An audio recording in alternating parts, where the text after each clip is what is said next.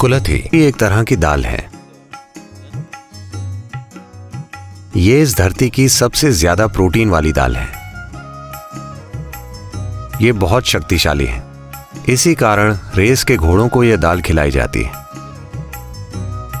इसे आजकल हॉर्स ग्राम कहा जाता है। बाजार में इसे दुर्भाग्य से हॉर्स ग्राम कहा जाता है। इसे तमिल में कोल्लू, दूसरी भाषाओं में हुरुली और तेलुगु में उलू उलू कहा जाता है। तो ये बहुत अच्छी चीज है।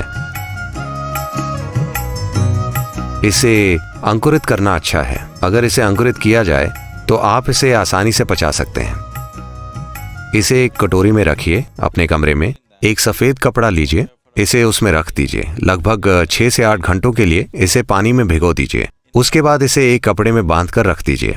लगभग 3 दिनों में ये अंकुरित हो जाएगी। अंकुरित होने पर आप इसे कच्ची खा सकते हैं। अगर ये बीज से लगभग आधी इंच बाहर आ गई है तो आप इसे कच्ची खा सकते हैं। इसे बहुत ज्यादा चबाना पड़ता है, चबाकर खा जाइए। ये बहुत अच्छी है। अब ये शरीर में गर्मी बढ़ाएगी। आज सूरज चढ़ा हुआ है और मान लीजिए आप कोल्लू पीते हैं या खाते हैं और आपको बहुत ज्यादा गर्मी महसूस होती है तो आपको मूंग खाकर इसे संतुलित करना चाहिए। अंकुरित मूंग सिस्टम को ठंडा करते हैं।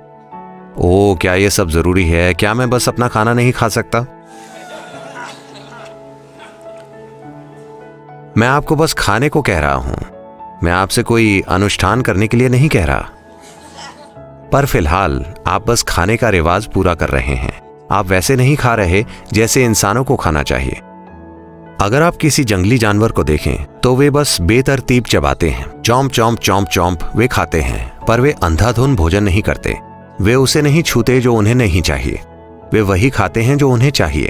अगर कोई हिरण दिखाई दे तो आप उसे देख सकते हैं। वो चर रहा होगा। आप बस देखिए कि वो क्या खाता है, क्या नहीं खाता। उसे बस पता होता है। बस यूं ही वो महसूस करके जान जाता है कि क्या खाना है, क्या नहीं खाना आज के लिए। कल हो सकता है कि वो कोई ऐसी पत्ती खाए जो उसने आज नहीं खाई, पर आज उसे पता है कि उसके शरीर और आसपास के वातावरण के हिसाब से क्या खाना है। तो आपको भी ये थोड़ा बहुत विकसित करने की जरूरत है, क्योंकि ये शरीर की बुद्धिमानी है। तो कुलथी खाने से शरीर में गर्मी पैदा होगी।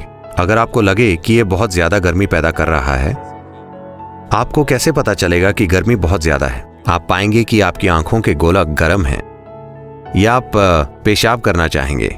पेशाब भरा हुआ है पर वो बाहर नहीं आएगा। आपको तकलीफ होगी। इसका मतलब है गर्मी बहुत ज्यादा है। अगर ऐसी कोई चीज होती है तो आप थोड़ा पेट का जूस पीजिए, या थोड़ी मूंग खाइए, या थोड़ा अरंडी का तेल ले लीजिए। और नाभि पे, अनहद पे, विशुद्धि पे, इस जगह और कानों के पीछे ये 2 स्थान अगर आप लगाते हैं तो तुरंत 5 मिनट के अंदर सिस्टम ठंडा हो जाएगा। बाथरूम में जाइए, सब कुछ बिना प्रयास के हो जाएगा। तो शरीर को मैनेज करना जरूरी है। अभी भी आप मैनेज किए जा रहे हैं, पर अगर आप सचेतन रूप से ऐसा करते हैं तो ये बेहतर काम करेगा। ये इतना सरल है। अगर आप अपने सिस्टम को एक ऊंचे आयाम में इस्तेमाल करना चाहते हैं Then you have to watch it. तो आपको ध्यान देना होगा। किसी तरह जियो और मर जाओ, तो फिर कोई फर्क नहीं पड़ता। जो चाहे खाइए, क्या फर्क पड़ता है? अगर आप कचरा भी खाते हैं तब भी आप जिएंगे। पर ध्यान से खाना और देखना कि शरीर को क्या चाहिए, ये शरीर को कई तरीकों से सक्षम बना देगा। चेतना से मैनेज करना है। सेहत के लिए पागल होना नहीं है। ऐसा नहीं होना कि आप में खाने को लेकर तनाव पैदा हो जाए कि मैं क्या करूं, कैसे करूं। यह अपने आप में गलत है। सिर्फ सचेतन होना। क्या कितना खाना है, आज शरीर की जरूरत क्या है, बस ये ध्यान रखिए। सभी चीजों में एक मूंगफली। मैं मूंगफली के बारे में विशेष रूप से उत्साहित हूं क्योंकि मेरे जीवन में एक दौर था जब मैंने सिर्फ मूंगफली और केले पर जीवन बिताया, बस इतना ही। क्योंकि इसमें वो सब कुछ है जो आपको चाहिए। बस भिगोई हुई मूंगफली, बस इतनी मूंगफली रात भर भिगोकर और एक केला, मेरा पूरा दिन निकल जाता था। और पूरी तरह से सक्रिय, ज्यादातर लोगों की कल्पना से भी ज्यादा सक्रिय। इसमें आपका जीवन चलाने के लिए सब कुछ है।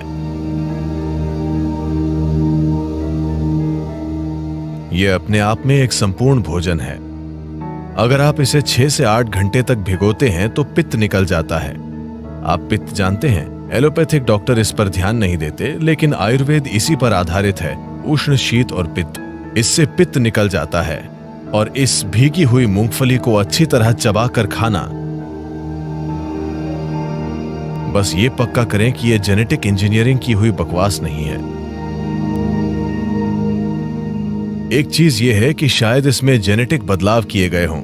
अब वो ये नहीं लिखते कि किसमें बदलाव किया गया है और किसमें नहीं।